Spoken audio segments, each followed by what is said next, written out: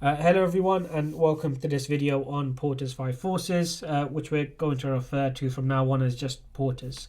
Although we should remember that Michael Porter's made a lot of contributions to the business fields. In this video we're really just concerned with his 5 forces model. The 5 forces model is a very common and long-standing business tool. There has been a lot of, in some cases, very valid and interesting critiques and criticisms of this model. So if you're interested, you should go into the academic literature. You'll find lots of interesting stuff there, particularly from the last 10 years. However, the model still remains a really useful tool in understanding the external environment. The external environment is the environment just outside of the organization that we're focusing on, things that interact with the organization on a regular or frequent basis. So we have things like customers, competitors, suppliers, and the general marketplace. So that's the level of analysis that we're dealing with. So the micro external environments are outside of the organization, but not the broader political, social, or legal trends that comprise the macro external environment. We're staying just a little bit just outside the organization itself. So the tool Portis itself is very much concerned with competitive rivalry. So it's focused in on understanding how the marketplace functions, what gives some companies a competitive advantage over other companies in the marketplace, how the rivalry between different companies plays out, what the advantages and disadvantages of each company's positioning is. So that's very much the focus of the model itself, and that does comprise one of the 5 forces. The other 4 forces, our understanding of those 4 forces, the specific elements that make them up, really feed into creating the competitive rivalry which exists within the marketplace. So what we're going to do is look at each of those surrounding 4 forces one by one, and then zero in on the competitive rivalry within the marketplace. So we're going to look at them individually. So the threat of new entrants, the threat of substitutes, bargaining power of suppliers, and the bargaining power of buyers. And then summarize what the competitive rivalry would look like with our understanding of the above 4. So if we start with the threat of new entrants, and this is fundamentally the threat that is posed by new companies or new organizations entering the marketplace. So we really want to understand how easy is it for new organizations to enter the market? How easy is it for new companies to provide competing products and services to those already in the marketplace? And there's a few questions that we can ask to understand what the level of the threat of new entrants is. So are there any overt barriers to entry? So these can be in the form of regulatory barriers. So is it the kind of industry where you have to get some kind of license or permission from the government or other regulatory bodies to actually enter?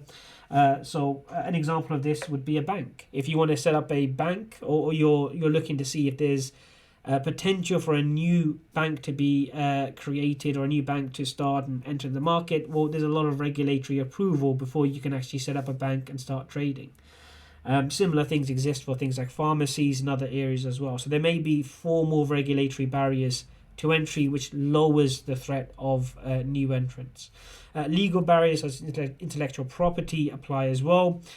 Certain industries have got a lot of intellectual property protection. So for a newcomer to enter that market, they have to navigate that maze of IP, strike licensing deals, and so on. And that again increases the difficulty of entry. Capital investment may well be the case as well, and that produces or that creates a barrier as well.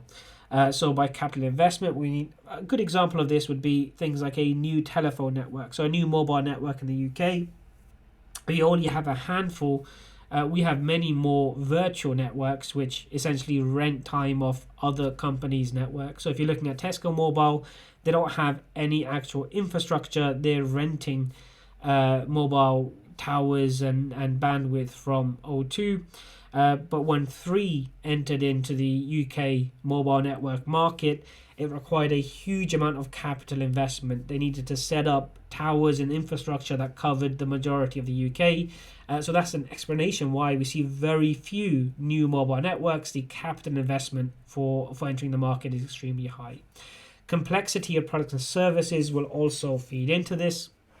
The more complex a product or service, either from a technological standpoint or a manufacturing process standpoint, again makes it more difficult to enter. If customer loyalty and branding are important, again that reduces the threat of new entrants by making it more difficult for a new company to easily enter the market. The last question here is useful as well.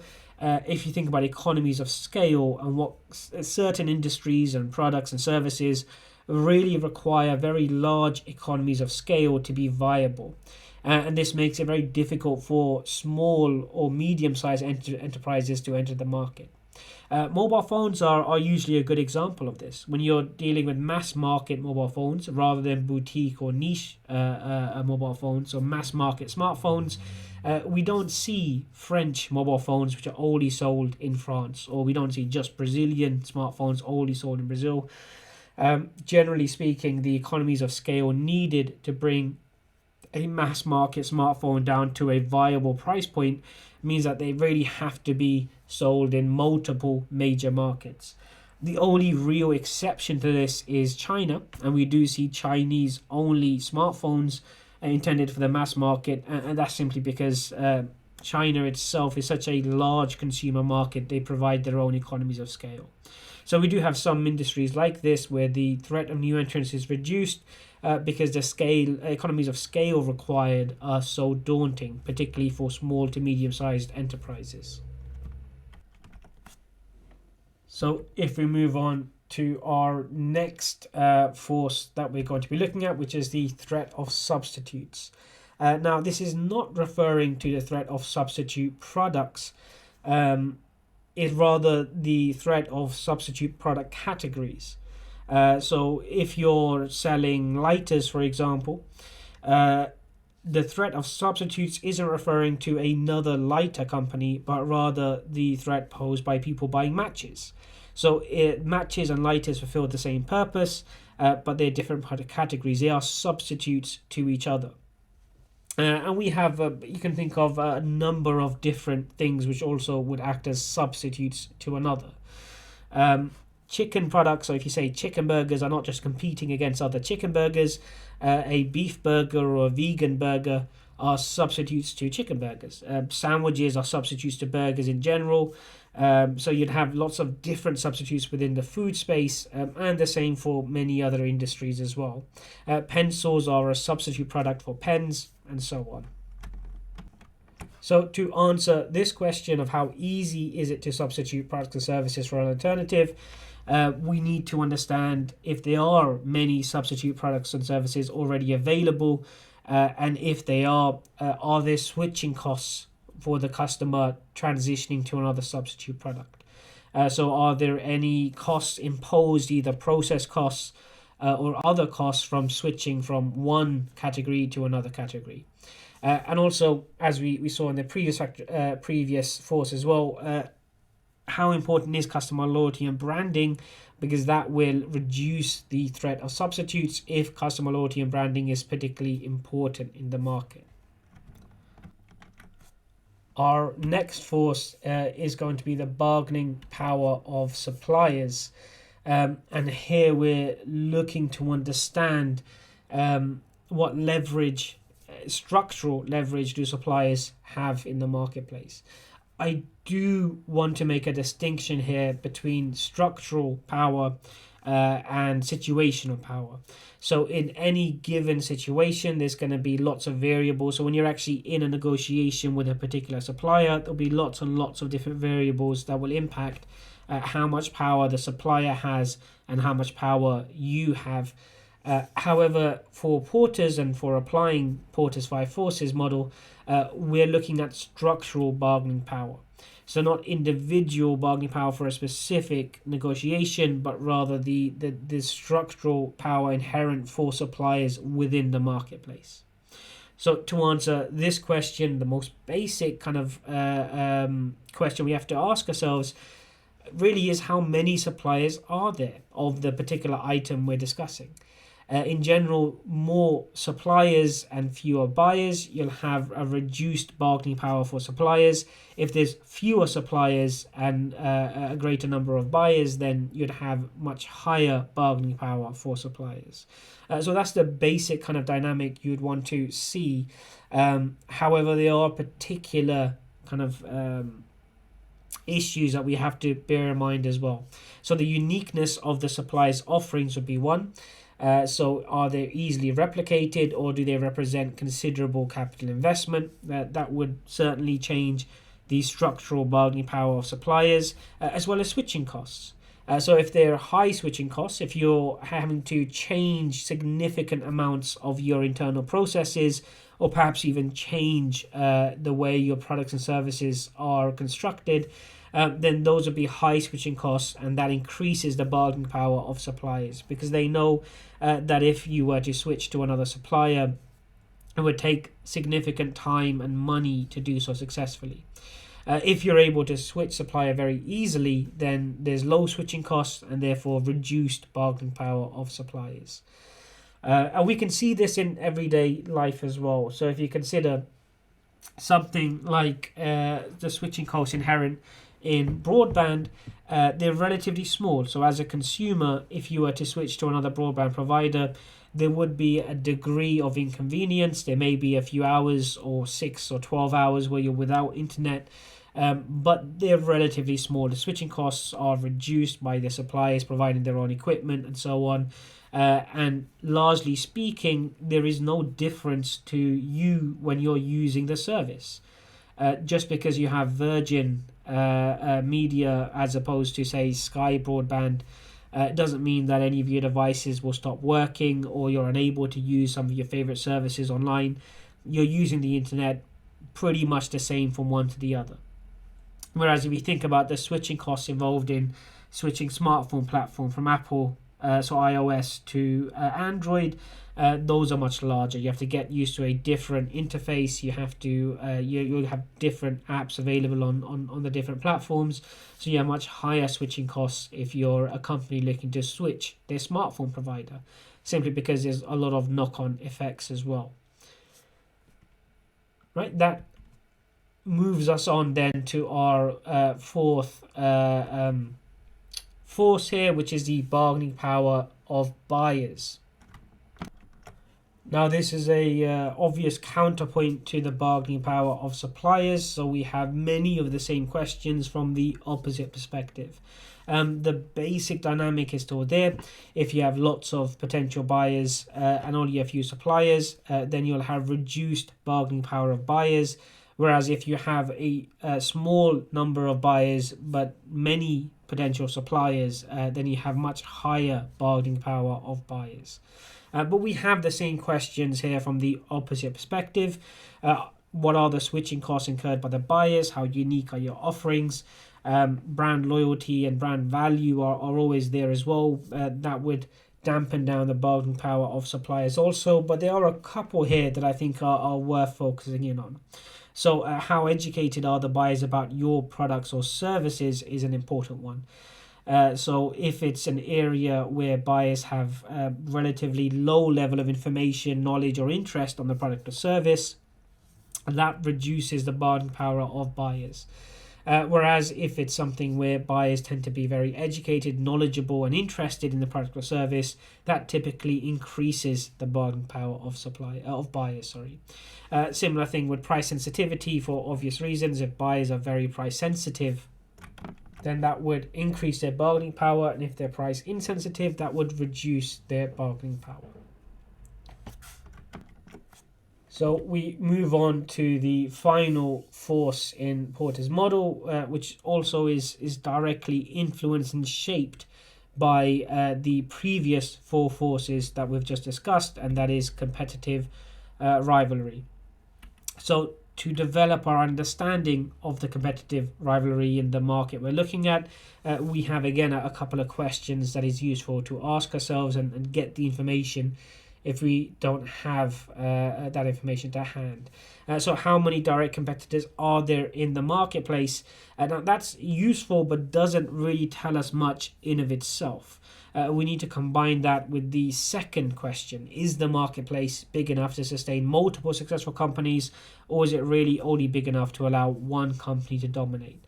So if you have a large diverse marketplace where there can be multiple major successful companies working alongside each other, then that very much allows for a larger number of direct competitors.